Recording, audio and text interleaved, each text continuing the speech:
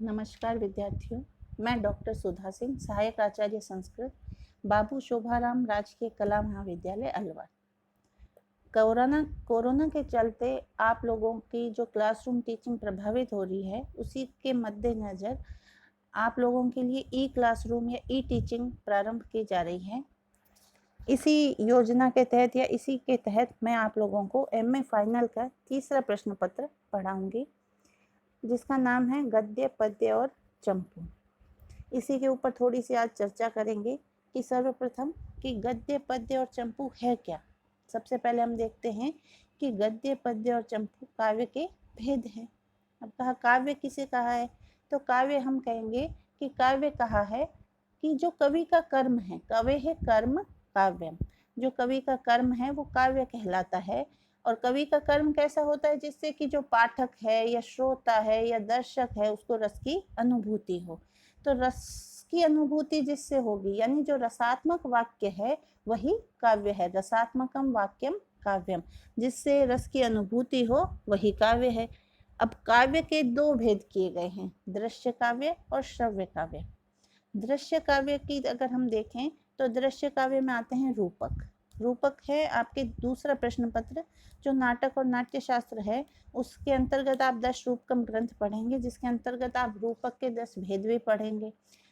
तो वो रूपक के जो 10 भेद हैं, नाटक, प्रकरण, प्रहसन आदि, वो सब दृश्य काव्य के अंतर्गत आते हैं। यानी जिनको देख कर, जिसको दर्शक देखता है और उससे रस की अनुभूति होती है। वर्तमान काल में हम देखें तो सिनेमा आदि जो हैं वो दृश्य काव्य के अंतर्गत आते हैं। प्राचीन काल में नाटकों का मंचन होता था तो वो दृश्य काव्य है। तो दूसरा भेद है श्रव्य काव्य। श्रव्य काव्य यानी जो सुना जाए, सुना जाए यानी या तो कोई बोल रहा है उसे हम सुन रहे हैं, या फिर कोई पुस्तक है जिसे हम स्वयं पढ़ रहे हैं, तो वो श्रव्य काव्य के अंतर्गत आते हैं। तो श्रव्य काव्य के फिर आगे 3 भेद किए गए हैं कि श्रव्य काव्य किन 3 भेदों में लिखा जा रहा है, तो कहते हैं गद्य, पद्य और चंपू। गद्य काव्य, पद्य काव्य और चंपू काव्य। इसी में हम देखते हैं कि सर्वप्रथम हम देखते हैं कि गद्य काव्य क्या है। गद्य की परंपरा क्या है कि मानव की स्वाभाविक भाषा का स्वरूप कैसा है, गद्यात्मक होता है। हम आम बोलचाल में गद्य ही बोलते हैं, पद्य नहीं बोलते, कविता में बात नहीं करते, गद्यात्मक ही बात करते हैं, क्योंकि उसमें छंद, गण, मात्रा की गणना नहीं होती। पद्य में इनकी गणना की जाती है, जो मानवीय अभिव्यक्ति का कृत्रिम रूप है। सहज स्वाभाविक रूप तो गद्य ही है। मानव की अभिव्यक्ति बहुत दिनों तक तो गद्य में ही रही, लेकिन बाद में उसने गद्य से वो जो काव्य लिखे उनमें क्लिष्टता आती गई। धीरे धीरे वो साहित्यिक गद्य की ओर बढ़ता गया। लेकिन अगर हम इसका प्रारंभ देखें तो इसका प्रारंभ हमें वेदों में देखने को मिलता है। वेदों में ऋग्वेद और सामवेद तो पद्यात्मक हैं, सूक्त हैं उनमें, लेकिन जो यजुर्वेद है वो गद्यात्मक है। कहा भी गया है गद्यात्मकम यजुः। जो गद्यात्मक है वो यजुर्वेद है, यजुर्वेद है, वो वैदिक मंत्र यजुष कहे जाते हैं। इसी प्रकार अथर्ववेद में भी हम देखें तो वहाँ गद्य भी मिलता है और पद्य भी मिलता है। तो सर्वप्रथम हमें गद्य काव्य कहाँ देखने को मिलता है, वेदों में। फिर इसका धीरे धीरे क्रमिकता से विकास हुआ। वेदों के पश्चात ब्राह्मण, आरण्यक, इनमें भी थोड़ा थोड़ा समावेश होता गया साहित्यिक रूप का। जैसे वेदों, ब्राह्मण, आरण्यक में निपात आ गए, उपनिषदों में और अधिक प्रवाहमयता आ गई, प्रांजलता आ गई। उसके पश्चात वेदांग साहित्य में भी गद्य का सुंदर प्रयोग देखने को मिलता है। जैसे निरुक्त हैं, व्याकरण के सूत्र हैं, कल्प सूत्र हैं, ये सारे इसमें गद्य हमें देखने को मिलता है। उसके पश्चात पुराण आ गए। पुराणों में भी जो कहानियां हैं, पौराणिक वृत्तांत है, आख्यान है, उनका निरूपण गद्य में ही किया गया है। वहाँ पर भी सुंदर गद्य हमें देखने को मिलता है। यहाँ साहित्यिक गद्य की प्रसादमयी अलंकृत शैली हमें पुराणों में देखने को मिलती है। लेकिन यहाँ पुराणों में जो गद्य मिलता है वो वर्तमान जो गद्य है, साहित्यिक गद्य है, उससे तो थोड़ा कम साहित्यिक है, कम साहित्यिक श्रेणी का है। और वेदों में जो गद्य मिलता है उससे थोड़ा अधिक है। तो वैदिक जो गद्य है यानी शास्त्रीय जो गद्य है और वर्तमान जो साहित्यिक गद्य है, उसके बीच का गद्य हमें पुराणों में देखने को मिलता है, पौराणिक गद्य है। इस प्रकार जो अभिलेख लिखे गए, कई बहुत प्रसिद्ध अभिलेख है, जैसे रुद्रदामन का गिरिनार का अभिलेख, हरिशयन कृत समुद्रगुप्त प्रशस्ति, ये विशेष रूप से उल्लेखनीय है क्योंकि यहाँ पर साहित्यिक गद्य का हमें स्पष्ट उदाहरण यहाँ देखने को मिलता है। साहित्यिक गद्य का विकासशील रूप हमें दंडी, सुबंधु, बाण आदि की रचनाओं में प्राप्त होता है, और जो बाद के भी अपकर्षशील रूप जो है वो धनपाल, वादिम सिंह आदि की रचनाओं में भी सुरक्षित है। तो ये तो गद्य काव्य का मोटा मोटा विभाजन हुआ, क्या स्वरूप रहा, कैसे इसका आगे क्रमिकता से विकास हुआ, ये गद्य काव्य है। गद्य काव्य पहले बहुत ही सरल, सहज, प्रांजल, प्रवाहमय था, लेकिन धीरे धीरे उसमें क्लिष्टता आती गई। इसीलिए क्या कहा कि 8वीं शताब्दी तक आते आते ये बात प्रसिद्ध हो गई कि गद्यम कविनाम निकषम वदंती, अर्थात गद्य काव्य लिखना कवियों की कड़ी परीक्षा है। गद्य लिखना कोई सरल कार्य नहीं रहा। केवल मतलब ऐसा नहीं है कि पद्य काव्य में आपने छंद, लय, गति, यति का ध्यान रखते हुए लिख रहे हैं तो वो कठिन है।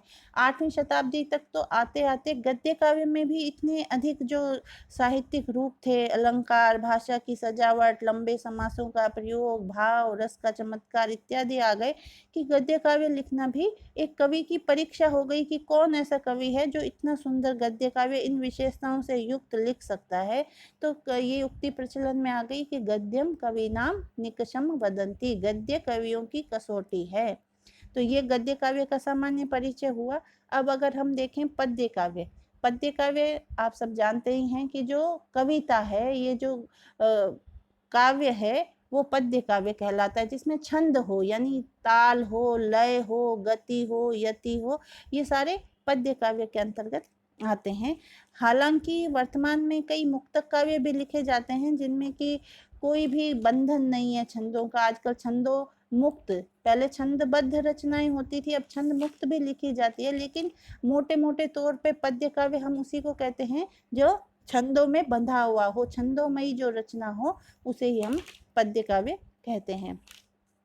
पद्य काव्य भी अगर हम देखें तो इसका प्रारंभ भी हमें वेदों से ही मिलता है, वेदों में मिलता है। वेदों में दान स्तुतियाँ, देवताओं की स्तुतियाँ, जो नाराशंसी रचनाएं हैं, वो सारी वेदों में हमें देखने को मिलती है, जो कि पद्य काव्य के सुंदर उदाहरण हैं। उसके पश्चात आगे क्रमिकता से आगे विकास होता गया और साहित्यिक रूप में लौकिक संस्कृत साहित्य में पद्य का हमें बहुत ही उत्कृष्ट रूप देखने को मिला। तो वैदिक और लौकिक संस्कृत साहित्य के बीच में रामायण और महाभारत आए, जो कि हमारे आर्ष महाकाव्य कहलाते हैं या उपजीव्य महाकाव्य कहलाते हैं।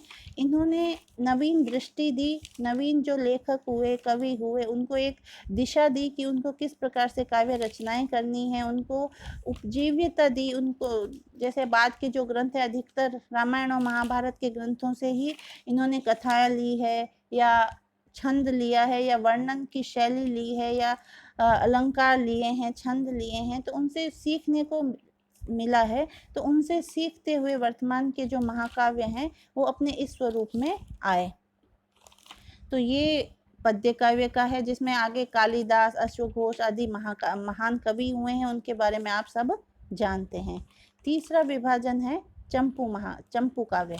तो चंपू काव्य कौन सा कहलाएगा? चंपू काव्य वो काव्य है जिसमें गद्य और पद्य मिश्रित होता है, यानी गद्य पद्यमयम काव्यम चंपू रीत्यभिधीयते। साहित्य दर्पणकार ने चंपू काव्य की यह परिभाषा दी है, यानी जहाँ गद्य का भी प्रयोग हो और पद्य का भी प्रयोग हो। यहाँ कवि क्या करता है कि जहाँ वर्णन है, कोई सामान्य चित्रण है, तो वहाँ गद्य का प्रयोग करता है, लेकिन जहाँ भावों का चित्रण करना है वहाँ कवि पद्य का प्रयोग कर लेता है। तो ये इस प्रकार से गद्य और पद्य दोनों मिलाकर जो काव्य होता है, या जिस काव्य में गद्य और पद्य दोनों देखने को मिलते हैं, वो चंपू काव्य कहलाता है।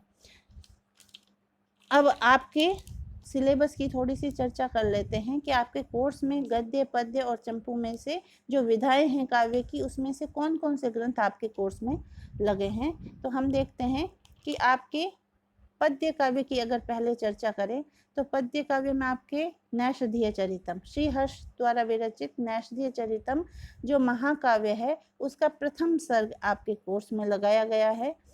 इसमें से आपको 4 श्लोकों में से 2 की सप्रसंग व्याख्या करनी होगी, 1 की जिसमें संस्कृत व्याख्या आएगी, और 2 में से 1 प्रश्न का उत्तर आपसे पूछा जाएगा। तो नैष्ठीय चरितम 20 नंबर की है, जिसमें 20 नंबर की तो व्याख्या है और 10 नंबर का प्रश्न है। कुल मिलाकर 30 अंक की नैष्ठीय चरितम जो है वो पुस्तक आपके कोर्स में है। फिर अगर गद्य काव्य की चर्चा करें तो गद्य काव्य में आपके लगी हुई है कादम्बरी, बाण भट्ट विरचित कादम्बरी, जो महाश्वेता वृत्तांत तक आपके कोर्स में है, जो 20 नंबर का, जिसमें से प्रश्न आपसे पूछे जाएंगे। 4 उदाहरण दिए गए होंगे, जिसमें से आपको 2 का सप्रसंग अनुवाद करना होगा। ये तो प्राचीन गद्य काव्य में से तो कादम्बरी दे दी। और आधुनिक जो गद्यकार हुए हैं, जिसमें पंडित अंबिका दत्त व्यास का नाम बड़े सम्मान से लिया जाता है, उनकी रचना है शिवराज विजयम। उसका पहला और दूसरा स्तबक आपके कोर्स में है। ये 25 नंबर का आपके कोर्स में लगाया गया है, जिसमें से 20 नंबर की तो व्याख्या आएगी और 5 नंबर का आपसे एक प्रश्न पूछा जाएगा। फिर बचा चंपू काव्य। तो चंपू काव्य में से आपके चंपू काव्य जो विधा है उसका एक ग्रंथ चंपू भारतम आपके कोर्स में लगाया गया है। अनंत भट्ट का लिखा हुआ है और उसका प्रथम स्तबक आपके कोर्स में है, और ये भी 25 नंबर का आपसे पूछा जाएगा इसमें से भी। तो 2 श्लोकों में से एक की सप्रसंग व्याख्या करनी होगी संस्कृत में, और 2 गद्यांशों में से एक की व्याख्या करनी होगी। तो 12.5 नंबर के एक गद्यांश की व्याख्या और एक श्लोक की या पद्य की व्याख्या। जैसा कि आपको पता ही है, चंपू भारतम चंपू काव्य है, जिसमें गद्य भी है और पद्य भी है। तो ये हुई आपके पेपर की सामान्य चर्चा। इसके बारे में हम आगे और अधिक चर्चा अगले क्लास में करेंगे। धन्यवाद।